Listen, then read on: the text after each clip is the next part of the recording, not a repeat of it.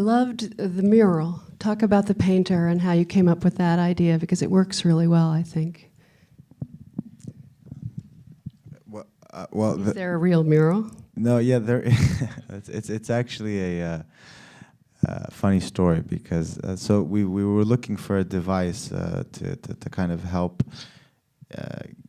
create breathing moments in the film, because as you can see, it's a lot of material and a lot of emotion to take in at a certain time, and also there's kind of chapters to how the events unfolded. And street art was something that really exploded during the time, during the revolution. And we didn't really have a graffiti culture in Egypt before that. I mean, we've been drawing on walls for thousands of years, but graffiti, as we know it, wasn't really the thing that we identified with.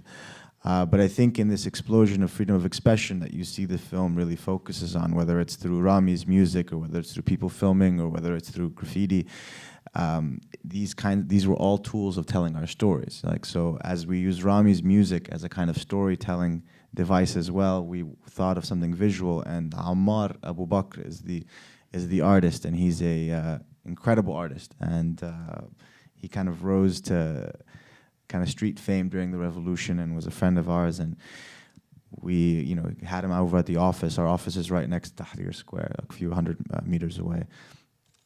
And the idea was, okay, well, we need to find a wall to do this installation piece on, and should it be different installations for each chapter, or should it be the same wall, or should it be, and then the idea came together of it should be one image, but that we continue to paint over and over again, just like the square, which was a place that continued to evolve in different shapes, but it's the same space, and the importance of the evolution of that space. And we couldn't find a wall, so I was given the job to figure out how to get a wall, so we just built a wall on our balcony.